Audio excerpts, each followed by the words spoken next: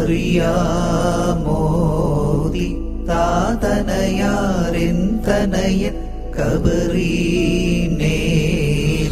ദ്യുതിസുതരെ ദ്യുതിസുതരെ ദ്യുതിയാസന്നം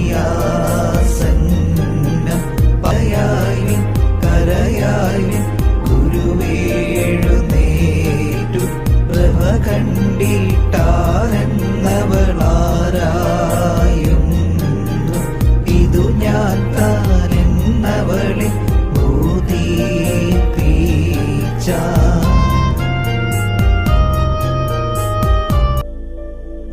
ഇസ്രായേലിലെ ഗോൽഗോഥായ്ക്ക് സമീപമുള്ള തോട്ടത്തിൽ പാറയിൽ നിന്നും വെട്ടിയെടുത്ത ഒരു കല്ലറയുണ്ട്. ലോകത്തിലെ മറ്റേതൊരു കല്ലറയേക്കാളും മനുഷ്യന് പ്രതീക്ഷ നൽകുന്ന കല്ലറയാണിത്. യേശുവിനെ 3 ദിവസത്തേക്ക് അടക്കിയ കല്ലറ. മറ്റു കല്ലറകളിൽ അതിനുള്ളിൽ അടക്കപ്പെട്ടവരുടെ നേട്ടങ്ങൾ എഴുതി വച്ചിരിക്കുമ്പോൾ യേശുവിൻ്റെ കല്ലറ പറയുന്നത് അവൻ ഇവിടെയില്ല, ഉയർത്തെഴുന്നേറ്റു എന്നാണ്. മാനവജാതിയോട് ദൈവത്തിന് പറയുവാനുള്ള ഏറ്റവും വലിയ വാഗ്ദത്തവും പ്രതീക്ഷയുമാണ് യേശുവിൻ്റെ ഒഴിഞ്ഞ കല്ലറ. ശക്തിയില്ലാത്ത ബലഹീനരായ പ്രതീക്ഷ കൈവിട്ട മനുഷ്യർക്ക് ബലവും ആത്മധൈര്യവും ആ ഒഴിഞ്ഞ കല്ലറ നൽകുന്നു. ഭയമുള്ള അനേകർക്ക് ഈ കല്ലറ ഒരു പ്രതീക്ഷയാണ്.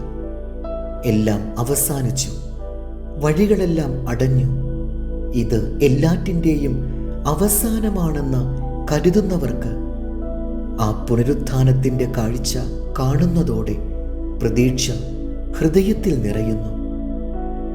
മനുഷ്യൻ കല്ലറയ്ക്കുള്ളിൽ കയറിയാൽ അവന് മടങ്ങിവരവില്ല. എല്ലാം അവിടെ അവസാനിക്കുകയാണ്. എന്നാൽ യേശു കർത്താവ് ആ മരണത്തെയും നമുക്കായി കീഴ്പ്പെടുത്തി തന്നു. അവിടുന്ന് മരണത്തെയും പാതാളത്തെയും ജയിച്ചു. യേശു ഈ ഭൂമിയിൽ വന്നത് നഷ്ടമായതിനെ തിരഞ്ഞെടുത്ത് രക്ഷിക്കുവാനാണ്. ദൈവത്തിൻ്റെ വരവിൻ്റെ ലക്ഷ്യവും മനുഷ്യന് പുതുജീവൻ നൽകുക എന്നതാണ്. മനുഷ്യൻ്റെ മരണശേഷം അവന് നിത്യമായി ജീവിക്കുവാൻ യേശുവിലൂടെ സ്വർഗരാജ്യത്തിൽ അവസരമൊരുക്കുക.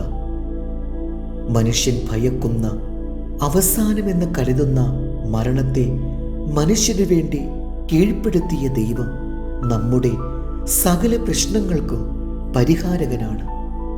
യേശു ആ തോട്ടത്തിലെ കല്ലറയിൽ ഇന്നില്ല, എന്നാൽ നിന്റെ അരികിലുണ്ട്. അവനായി ഹൃദയം തുറക്കുമ്പോൾ നിന്റെ ജീവിതം ഒരു കൂട്ടായ്മയുടെ അനുഭവത്തിലേക്ക് അവിടുന്ന് ഒരുക്കും. ഇരുട്ട് നിറഞ്ഞ രാത്രിയിൽ ചെറിയ വിളക്കുപോലും പ്രകാശം പരത്തുന്നതുപോലെ യേശുവിൻ്റെ പുനരുത്ഥാനം അനേകർക്ക് പ്രകാശമാകട്ടെ. ഏവർക്കും ഈസ്റ്റർ ആശംസകൾ. മറിയാം താനുന്മുഖിയായി നിലകൊള്ളുന്നു, വെളിവാക്കാൻ വരുവോനെ കണ്ടായിടേണ്ട.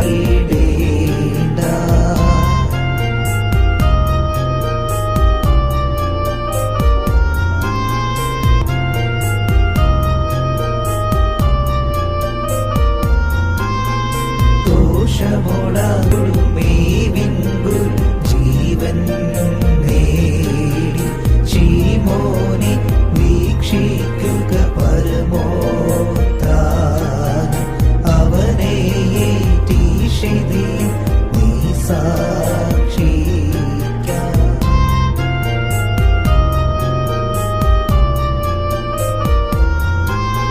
സുതനുയർപ്പുണ്ടി ഹൃദയ മൃതനായി നീ സാ